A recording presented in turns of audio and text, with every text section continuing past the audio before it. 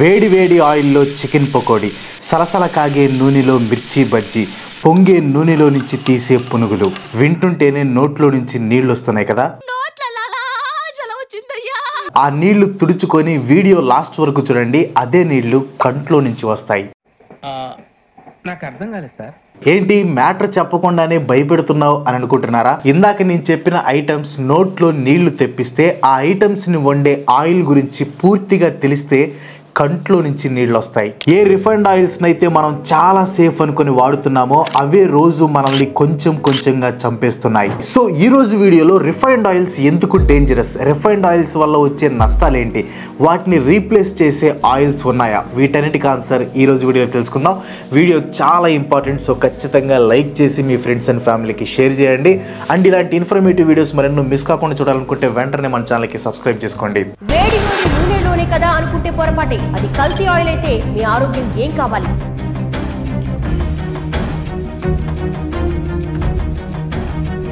ప్రపంచ దిగ్భ్రాంతి చెందే ఆ భాగవతం నేను ఖచ్చితంగా బయట పెడతాను.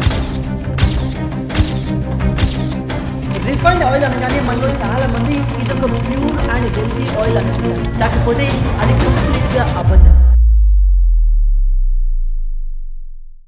టీవీల్లో సోషల్ మీడియాలో హెల్దీ ఫుడ్ గురించి టిప్స్ ఇచ్చే ఎక్స్పర్ట్స్ చాలా మంది ఉంటారు. వీళ్ళు ఒక్కొక్కరు ఒక్కో రకమైన డైట్ ప్లాన్స్ని చెప్తూ ఉంటారు. కొంతమంది ఫ్యాట్స్ మంచిదంటే ఇంకొంతమంది ఫ్యాట్ అసలు మంచిది కాదు, తినొద్దు అంటారు. కానీ హెల్త్ ఎక్స్పర్ట్స్, డాక్టర్స్, డైటీషియన్స్ అందరూ ఏకదాటిగా చెప్పే ఒకే ఒక్క విషయం, రిఫైన్డ్ ఆయిల్స్ ని అవాయిడ్ చేయండి అని. అదేంటి రిఫైన్డ్ ఆయిల్స్ అంటేనే శుద్ధి చేసిన నూనె, అమ్మ చేతి వంట లైట్ గా ఉంటుంది, రిఫైన్డ్ ఆయిల్ తో మీ గుండె రాయిలాగా మారుతుంది అని సీరియల్ హీరోల నుంచి సినిమా హీరోల వరకు అందరూ యాడ్స్ ఇస్తున్నారు కదా అనే డౌట్ మీకు రావచ్చు. కానీ ఆ యాడ్స్ అన్ని మనకి టోపీ పెట్టి డబ్బులు సంపాదించడం కోసం తీసే యాడ్స్ మాత్రమే. రిఫైన్డ్ ఆయిల్స్ మన హెల్త్ ని ఎలా పాడు చేస్తాయో తెలుసుకునే ముందు అసలు రిఫైన్డ్ ఆయిల్స్ ని ఎలా తయారు చేస్తారో తెలుసుకుందాం. కుకింగ్ ఆయిల్ రిఫైన్మెంట్ ని కెమికల్ రిఫైనింగ్ లేదా ఆల్కలైన్ రిఫైనింగ్ అంటారు. ఈ ప్రాసెస్ లో 5 స్టెప్స్ ఉంటాయి. First one degumming, second one neutralisation, third one winterisation, fourth one bleaching and fifth one deodorisation. Technical terms లో కాకుండా మీకు సింపుల్ గా ఎక్స్ప్లెయిన్ చేస్తాను చూడండి. ఈ స్టెప్స్ కి ముందు రా వెజిటబుల్ ఆయిల్స్ ని grape seeds, safflower, soya beans, ground nuts లేదా కాటన్ సీడ్స్ లో ఏదో ఒక దాని నుంచి ఎక్స్ట్రాక్ట్ చేస్తారు.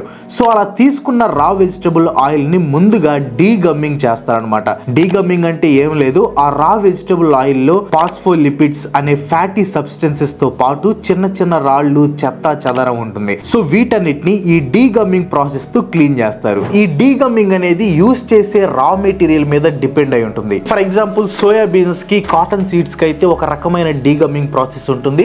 అదే సన్ఫ్లవర్ ని యూస్ చేస్తే ఇంకో రకమైన డీగమ్మింగ్ ప్రాసెస్ ఉంటుంది. Next neutralisation. ఈ న్యూట్రలైజేషన్ ని డీఎసిడిఫికేషన్ అని కూడా అంటారు.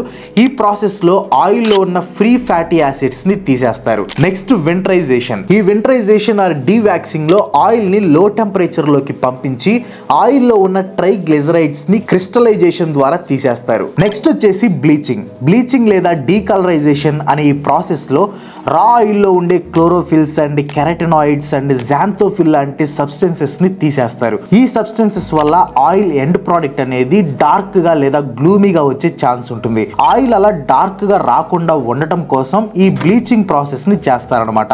ఫైనల్ గా డీఆర్డరైజేషన్. పేరులో ఉన్నట్టే ఈ స్టెప్ లో ఆయిల్ యొక్క స్మెల్ ని ఇంప్రూవ్ చేస్తారు. హై టెంపరేచర్ స్ట్రీమ్ ని ఆయిల్ ద్వారా పంపించి ఈ ప్రాసెస్ ని పూర్తి చేస్తారు. సో ఇది బేసిక్ గా ఆయిల్ రిఫైనింగ్ అనేది. కంపెనీస్ కూడా ఇలానే ఎక్స్ప్లెయిన్ చేస్తే మనం వెరీ గుడ్, మంచి ప్రాసెస్ అనుకొని కొనేస్తాం. కానీ ఈ ప్రాసెస్ లో యూస్ చేసే కెమికల్స్ గురించి కంపెనీస్ పెద్దగా బయటికి రివీల్ చేయవు. ఆ యూస్ చేసే కెమికల్స్ ఏవో ఇప్పుడు నేను చెప్తాను చూడండి. అన్నిటికంటే ముందు సీడ్స్ నుంచి కానీ, ఫ్లవర్స్ నుంచి కానీ రా ఆయిల్ ని ఎక్స్ట్రాక్ట్ చేసేటప్పుడు ఈ మ్యానుఫ్యాక్చరింగ్ కంపెనీస్ ఏం చేస్తాయంటే హెక్సేన్ ని యాడ్ చేస్తాయి అనమాట. ఈ హెక్సేన్ అనేది ఒక పెట్రోలియం బై ప్రోడక్ట్. ఇన్ఫాక్ట్ దీనికి పెట్రోల్ కి పెద్ద తేడా ఉండదు. ఇది త్వరగా ఆవిరైపోతుంది, ఈజీగా మండుతుంది అండ్ దీని వేపర్స్ చాలా ఎక్స్ప్లోజివ్. అంటే ఇది ఆవిరయ్యే టైంలో చిన్న నిప్పు తగిలితే పేలిపోతుంది. ఇలాంటి ఒక అన్స్టేబుల్ కాంపోనెంట్ అయిన హెక్సేన్ ని రా ఆయిల్ ఎక్స్ట్రాక్షన్ లో వాడతారు. ఎందుకంటే ఇది సీడ్స్ నుంచి ఆయిల్ ని పూర్తిగా అబ్జర్వ్ చేసుకుంటుంది. ఎలాగైతే షుగర్ కేన్ జ్యూస్ చేసేటప్పుడు షుగర్ కేన్ లో నుంచి పూర్తిగా జ్యూస్ లాగేస్తారో అలా ఈ సీడ్స్ నుంచి పూర్తిగా ఆయిల్ తీయడం చేయడం కోసం ఈ హెక్సేన్ ని వాడతారు. ఇక డీగమింగ్ ప్రాసెస్ లో ఫాస్ఫరిక్ అండ్ సిట్రిక్ యాసిడ్స్ ని యూస్ చేస్తారు. ఓకే, ఇవి మరీ అంత స్ట్రాంగ్ యాసిడ్స్ కాదు అండ్ ఇవి ఫుడ్ గ్రేడ్ యాసిడ్స్, అంటే ఫుడ్ లో యాడ్ చేయొచ్చు. కానీ ఈ యాసిడ్స్ ని యాడ్ చేయడంతో పాటు ఆయిల్ ని 90 to 105 degrees సెంటిగ్రేడ్ లో హీట్ చేస్తారు. ఇంత టెంపరేచర్ లో ఆయిల్ ని హీట్ చేస్తే ఆయిల్ కెమికల్ కంపోజిషన్ చేంజ్ అయ్యి ఆయిల్ క్వాలిటీ మారిపోయే ఛాన్స్ ఉంటుంది. ఆల్కలైన్ న్యూట్రలైజేషన్ లో ఫ్యాటీ యాసిడ్స్ ని తీసేయడానికి కాస్టిక్ సోడాని యాడ్ చేస్తారు. ఈ కాస్టిక్ సోడా యాడ్ చేయడంలో పెద్ద డేంజర్ ఏమీ లేదు, కానీ ఈ ప్రాసెస్ లోనే డేంజర్ ఉంది. Neutralisation process free fatty acids యొక్క కాంపోజిషన్ ని మారుస్తుంది. ఫ్యాటీ యాసిడ్స్ అలాగే ఉంటే ఆయిల్ ఎక్కువ రోజులు నిల్వ ఉండదు. కానీ ఈ ఫ్యాటీ యాసిడ్స్ అనేవి బాడీకి బాగా యూజ్ అవుతాయి అండ్ మన బాడీ ఈ ఫ్యాటీ యాసిడ్స్ ని ప్రొడ్యూస్ చేయలేదు. సో మనకి యూజ్ అయ్యే ఫ్యాటీ యాసిడ్స్ ని ఆయిల్ యొక్క షెల్ఫ్ లైఫ్ అంటే ఆయిల్ యొక్క ఎక్స్పైరీ డేట్ పెంచడం కోసం తీసి పక్కన పడేస్తున్నారు. దీనివల్ల మనకి యూజ్ అయ్యే ఫ్యాటీ యాసిడ్స్ మనకి హాని చేసే ఫ్యాటీ యాసిడ్స్ గా మారిపోతున్నాయి. ఇంకా బ్లీచింగ్ కోసం కార్బన్ ని డీఆర్డరైజేషన్ కోసం హై టెంపరేచర్ ని యూస్ చేస్తారు. ఓకే, ఈ కెమికల్స్ అనేవి ప్రతి చోట వాడుతున్నారు. సో అక్కడ లేని డేంజర్ ఏం స్పెషల్ గా ఈ ఆయిల్స్ లో రావటం లేదు అనుకోవచ్చు. కానీ ఈ రిఫైన్మెంట్ ప్రాసెస్ లో యాడ్ చేస్తున్న కెమికల్స్ తెచ్చే డేంజర్ కంటే ఈ టోటల్ రిఫైన్మెంట్ ప్రాసెస్ ద్వారా ఆయిల్ చెందే మార్పు ఇంకా డేంజరస్. ఆ మార్పు ఏంటో, ఆ డేంజరస్ ఏంటో ఇప్పుడు చెప్తాను చూడండి. బేసిక్ గా వెజిటబుల్ ఆయిల్స్ లో మంచి గుణాలు ఉంటాయి, అంటే మనకి అవసరమయ్యే న్యాచురల్ ఎలిమెంట్స్ చాలా ఉంటాయి. కానీ రిఫైనింగ్ ప్రాసెస్ లో ఆయిల్ ని హీట్ చేస్తారు, అది కూడా ఒకసారి కాదు మల్టిపుల్ టైమ్స్. ఇలా హీట్ చేయడం వల్ల ఆయిల్ లో ఉండే న్యాచురల్ ఎలిమెంట్స్ కాస్త మారిపోయి మనకి హాని కలిగించే ట్రాన్స్ ఫ్యాట్ గా మారిపోతాయి. ఈ ట్రాన్స్ ఫ్యాట్ వల్ల మన బాడీలో bad LDL cholesterol, triglycerides and insulin levels పెరిగిపోతాయి. ఈ ట్రాన్స్ ఫ్యాట్ ఇంకా ఈ బ్యాడ్ కొలెస్ట్రాల్ అన్ని మన బాడీలోని ఆర్టరీస్ లో ఫామ్ అయ్యి బ్లడ్ ఫ్లో అవ్వడానికి అడ్డుపడి chest pain, shortness of breath అంటే ఊపిరి సరిగ్గా ఆడకపోవటం, coronary artery diseases and final గా హార్ట్ అటాక్ కి దారితీస్తాయి. ఈ ట్రాన్స్ ఫ్యాట్ వల్ల ఆడవాళ్ళలో breast cancer and colon cancer తో పాటు ఇంకా చాలా రకాల క్యాన్సర్స్ వచ్చే ఛాన్సెస్ ఉన్నాయి. ఈ రిఫైనింగ్ ప్రాసెస్ వల్ల ఆయిల్ లో వచ్చే ఇంకో మార్పు fatty acids, omega-6 and omega-3. వీటిని పాలీ అన్సాచురేటెడ్ ఫ్యాటీ యాసిడ్స్ అంటారు. ఇవి బ్రెయిన్ డెవలప్మెంట్ కి, హార్మోన్ ప్రొడక్షన్ కి, సెల్యులార్ హెల్త్ కి, టోటల్ ఇమ్యూన్ సిస్టమ్ కి హెల్ప్ అవుతాయి. కానీ డ్రాబ్యాక్ ఏంటంటే వీటిని మన బాడీ ప్రొడ్యూస్ చేయలేదు. ఇవి న్యాచురల్ గా salmon, sardines, anchovies, flax seeds, flax seed oil, chia seeds, walnuts, soybean oil, corn oil, sunflower oil, safflower oil ఇలాంటి వాటితో పాటు కొన్ని రకాల మీట్లు కూడా దొరుకుతాయి. కానీ ఒక ఇంపార్టెంట్ విషయం ఏంటంటే ఈ omega-6 and omega-3 fatty acids ని బ్యాలెన్స్ రేషియోలో తీసుకోవాలి.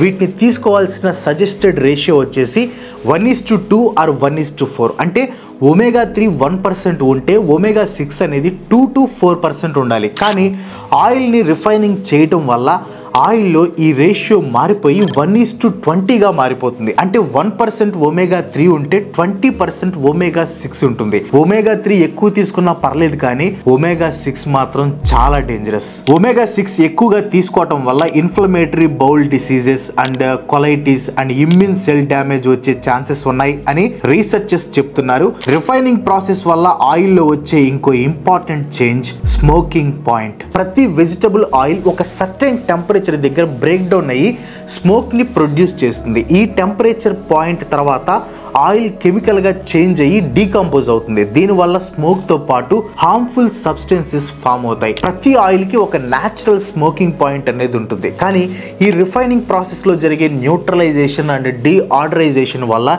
ఈ స్మోకింగ్ పాయింట్ టెంపరేచర్ అనేది పెరుగుతుంది. ఈ స్మోకింగ్ పాయింట్ ని ఆర్టిఫిషియల్ గా మార్చడం వల్ల ఆయిల్ లో ట్రాన్స్ ఫ్యాట్స్ అనేవి పెరిగి ఫైనల్ గా అవి హార్ట్ డిసీజ్ కి దారితీస్తాయి. సో ఇలా ఆయిల్ కి ఉండే షెల్ఫ్ లైఫ్ ని పెంచడం కోసం, తక్కువ ఖర్చుతో ఎక్కువ లాభాలు సంపాదించడం కోసం రా వెజిటబుల్ ఆయిల్ కి కెమికల్స్ కలిపి హీట్ చేసి టేస్ట్, కలర్, స్మెల్ లేని డేంజరస్ ఆయిల్ ని మార్కెట్ లోకి తీసుకొని వస్తున్నారు. ఎగ్జాంపుల్ తో చెప్పాలంటే ఇప్పుడు షుగర్ కేన్ జ్యూస్ తీసుకోండి. మనం జ్యూస్ తీసిన తర్వాత వేస్ట్ ప్రోడక్ట్ మిగిలిపోయింది కదా, వీళ్ళు ఏం చేస్తున్నారంటే ఆ జ్యూస్ అంతా పక్కన పడేసి మనకు ఆ వేస్ట్ ప్రోడక్ట్ ని అమ్ముతున్నారు. ఈ రిఫైన్డ్ ఆయిల్స్ వల్ల మనకి డబ్బులు ఒక్కటే నష్టం అయితే పర్లేదు, కానీ వీటి వల్ల హెల్త్ ఎఫెక్ట్స్ చాలా ఉన్నాయి. కొన్ని వెజిటబుల్ వెజిటబుల్ ఆయిల్స్ ని ఎక్కువ కాలం ఉండటం కోసం సెమీ సాలిడ్ ఫ్యాట్స్ గా మార్చడం కోసం హైడ్రోజనేట్ చేస్తారు. ఇలా హైడ్రోజనేట్ చేయడం కోసం నికిల్ ని క్యాటలిస్ట్ గా వాడతారు. ఈ నికిల్ అనేది చాలా డేంజరస్ మెటీరియల్. దీన్ని ఫుడ్ లో లేదా ఆయిల్ లో కలిపినప్పుడు కార్సినోజన్ అనే సబ్స్టెన్స్ రిలీజ్ అవుతుంది. దీని వల్ల క్యాన్సర్ వస్తుంది.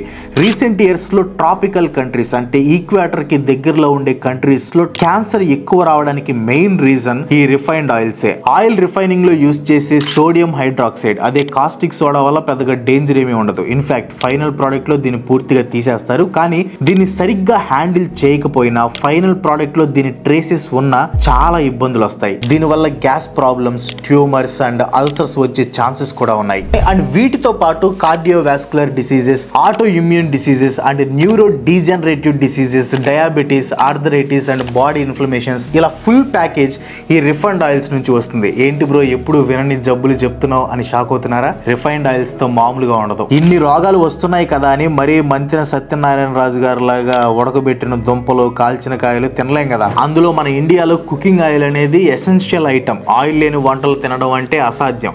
మరి దీనికి దారి ఉందా అంటే ఉంది. రిఫైన్డ్ ఆయిల్స్ ని రీప్లేస్ చేసే ఆయిల్స్ ఉన్నాయి. రిఫైన్డ్ ఆయిల్స్ కి best alternatives cold pressed oils. మొదట్లో అదే ఈ రిఫైన్డ్ ఆయిల్స్ రాకముందు ఇండియాలో కుకింగ్ ని రెండు విధాలుగా చేసేవాళ్ళు. ఒకటి నెయ్యితో, ఇంకోటి న్యాచురల్ సీడ్స్ నుంచి తీసిన కోల్డ్ ప్రెస్డ్ ఆయిల్ తో. ఇప్పుడంటే ఇండియా మొత్తం ఓన్లీ రిఫైన్డ్ ఆయిల్స్ ని వాడుతున్నారు. కానీ అప్పట్లో ఏంటంటే ఒక్కో రీజన్ కి ఒక్కో వెరైటీ ఆయిల్ ని వాడేవాళ్ళు. లైక్ నార్థర్న్ అండ్ ఈస్టర్న్ ఇండియాలో మస్టర్డ్ ఆయిల్, గుజరాత్, మహారాష్ట్ర, ఆంధ్రప్రదేశ్, కర్ణాటకలో గ్రౌండ్ నట్ ఆయిల్, తమిళనాడులో sesame and ground nut oil, final గా కేరళలో కోకోనట్ ఆయిల్.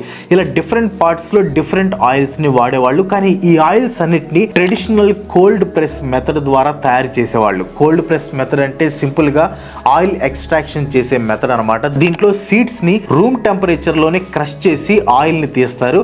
ఈ ప్రాసెస్ లో ఎటువంటి కెమికల్స్ ని యాడ్ చేయరు. సో ఈ ప్రాసెస్ వల్ల ఆయిల్ లో ఉండే న్యూట్రియంట్స్, విటమిన్స్, మినరల్స్ ఏవి మిస్ అవ్వవు. కాకపోతే వాటి షెల్ఫ్ లైఫ్ అనేది రిఫైన్డ్ ఆయిల్స్ కంటే కాస్త తక్కువగా ఉంటుంది. రిఫైన్డ్ ఆయిల్స్ తో కంపేర్ చేస్తే కోల్డ్ ప్రెస్డ్ ఆయిల్స్ లో ఇంకో ఇంపార్టెంట్ బెనిఫిట్ ఉంది. అదేంటంటే కోల్డ్ ప్రెస్డ్ ఆయిల్స్ లో ఆయిల్ క్వాలిటీని ఈజీగా కనిపెట్టొచ్చు. కోల్డ్ ప్రెస్డ్ ఆయిల్స్ లో స్మెల్ అనేది ఉంటుంది. సో వాటిని మంచి సీడ్స్ తో తయారు చేశారా లేకపోతే పాడైపోయిన సీడ్స్ తో తయారు చేశారా అనేది ఈజీగా స్మెల్ తో కనుక్కోవచ్చు.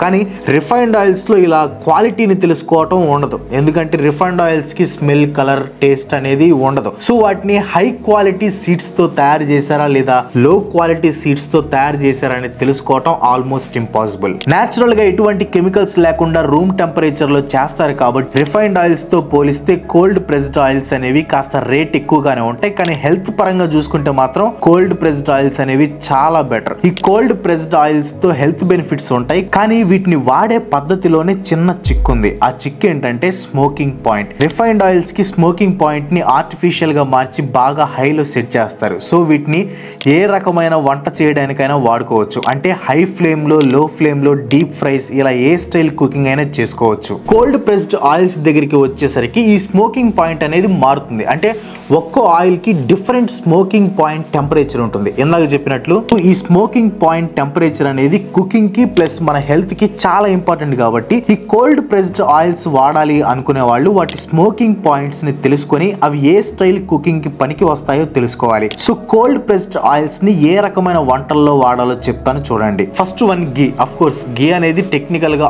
ఆయిల్ కాదు, కానీ దీన్ని మన వాళ్ళు అప్పట్లో కుకింగ్ కి యూస్ చేసేవాళ్ళు. అండ్ కోల్డ్ ప్రెస్డ్ ఆయిల్స్ తో పోలిస్తే దీని స్మోకింగ్ పాయింట్ అనేది చాలా ఎక్కువ ఉంటుంది. అంతేకాదు ఆయిల్స్ లాగా కాకుండా గీని మల్టిపుల్ టైమ్స్ యూస్ చేసుకోవచ్చు. పైగా గీ అనేది గుడ్ కొలెస్ట్రాల్. దీని వల్ల హార్ట్ హెల్త్ తో పాటు ఓవరాల్ బాడీ ఇమ్యూనిటీ కూడా ఇంప్రూవ్ అవుతుంది. దీని ధర కాస్త ఎక్కువనే, కానీ లేకపోతే రిఫైన్డ్ ఆయిల్స్ కి బెస్ట్ ఆల్టర్నేటివ్ గీయే. నెక్స్ట్ వచ్చేసి cold pressed mustard oil. Cold press చేసిన మస్టర్డ్ ఆయిల్ ఇండియన్ కర్రీస్ కి ఇంకా ఫ్రైస్ కి బాగా సెట్ అవుతుంది. Next cold pressed coconut oil. ఈ ఆయిల్ లో ఫ్యాటీ యాసిడ్స్ బాగా ఉంటాయి. బాడీ వెయిట్ ని మేనేజ్ చేసుకోవాలి కానీ ఆయిల్ తినాలి అనుకుంటే కోకోనట్ ఆయిల్ బెస్ట్ ఆప్షన్. దీంట్లో ఉండే లారిక్ యాసిడ్ బాడీలో ఉండే బ్యాడ్ బ్యాక్టీరియాని పోగొడుతుంది. కోకోనట్ ఆయిల్ ని అన్ని రకాల వంటకాలకి వాడుకోవచ్చు. బేకింగ్ లో అండ్ స్వీట్స్ లో కూడా వాడుకోవచ్చు. కానీ కోకోనట్ ఆయిల్ తో ఉండే కష్టం ఏంటంటే దీంతో చేసిన వంటకాలు కొంచెం కోకోనట్ ఫ్లేవర్ లో ఉంటాయి. ఎప్పుడైనా ఎప్పుడైనా కేరళ వెళ్ళి అక్కడ ఫుడ్ టేస్ట్ చేసిన వాళ్ళకి ఈ విషయం బాగా తెలిసే ఉంటుంది. నెక్స్ట్ వచ్చేసి cold pressed ground nut oil. Deep frying తో అన్ని రకాల వంటకాలకి గ్రౌండ్ నట్ ఆయిల్ బాగా సెట్ అవుతుంది. ఈ ఆయిల్లో ఫ్యాటీ యాసిడ్స్, మినరల్స్ బాగా ఉంటాయి. Next sesame oil. సీస్మీ ఆయిల్లో omega-6 అండ్ omega-3 కరెక్ట్ రేషియోలో ఉండటంతో పాటు కాల్షియం కూడా ఉంటుంది. వెజిటబుల్స్ కుకింగ్ కి సీస్మీ ఆయిల్ బాగా సెట్ అవుతుంది. ఇంకా last the cold pressed olive oil. Olive oil అనేది హ్యూమన్ బాడీకి చాలా మంచిది. కాకపోతే ఏంటంటే ఆలివ్ ఆయిల్ యొక్క స్మోకింగ్ పాయింట్ అనేది చాలా అంటే చాలా తక్కువ. అందుకే దీంతో సాధారణ వంటలు చేయరు. దీన్ని మాక్సిమం సలాడ్స్ లో, పాస్తా, పిజ్జాల్లో పచ్చిగానే వాడుతూ ఉంటారు. సో ఇవి కోల్డ్ ప్రెస్డ్ ఆయిల్స్. ఇవి వాడితే మంచిది. కానీ ఇన్ని రకాల ఆయిల్స్ ని పెట్టుకోవడానికి మన కిచెన్స్ ఏమి మా టీవీలో వచ్చే మా ఊరి వంట ప్రోగ్రామ్స్ కాదు. కాబట్టి స్మోకింగ్ పాయింట్, కాస్ట్, టేస్ట్, లభించే న్యూట్రియంట్స్ ని మైండ్ లో పెట్టుకొని నేనైతే మస్టర్డ్ ఆయిల్ లేదా గ్రౌండ్ నట్ ఆయిల్ ని సజెస్ట్ చేస్తాను. గుర్తుపెట్టుకోండి, రిఫైన్డ్ కాదు, cold pressed mustard oil or cold pressed ground nut oil. So ఇది రిఫైన్డ్ ఆయిల్స్ వెనక దాగి ఉన్న డార్క్ స్టోరీ. చాలా మంది ఆయిల్ వాడకం బాగా తగ్గించేసి వాళ్ళ గుండెని కాపాడుకుందాం అనుకుంటారు. కానీ వాళ్ళకి తెలియని విషయం ఏంటంటే వాళ్ళు తగ్గించి వాడే రిఫైన్డ్ ఆయిలే వాళ్ళ గుండెల్లో గుణపం అవుతుంది. ఎవరైతే మీ ఫ్రెండ్స్ ఆయిల్ ఫుడ్స్ ని ఎక్కువగా తింటారో వాళ్ళకి ఈ వీడియోని షేర్ చేసి ఇది ఎంత డేంజర్ అనేది వాళ్ళకి చెప్పే ప్రయత్నం చేయండి. ఎందుకంటే మన వాళ్ళ ఆరోగ్యం కాపాడుకోవటం మనకు బాధ్యత కూడా. కాబట్టి ఖచ్చితంగా వీడియోని షేర్ చేయండి. అండ్ ఈ వీడియో మీకు ఇంపార్టెంట్ అనిపిస్తే ఖచ్చితంగా లైక్ చేయండి. అండ్ వీడియో ఎలా అనిపించిందో కింద కామెంట్లో నాకు చెప్పండి. ఏదైనా ఇంప్రూవ్ చేసుకోవాలా లేకపోతే ఇంకేమైనా చేంజ్ చేయాలా? సో మీ సజెషన్స్ ఏమైనా ఉంటే నాకు కింద కామెంట్స్లో చెప్పండి. ఇలాంటి వీడియోస్ మరెన్నో చూడాలనుకున్నా లేకపోతే నాకు సపోర్ట్ చేయాలనుకున్నా ఖచ్చితంగా మన ఛానల్కి సబ్స్క్రైబ్ చేసుకోండి. ఇంకో మంచి మళ్ళీ కలుసుకుందాం. అందరికి సెలవు. Bye bye.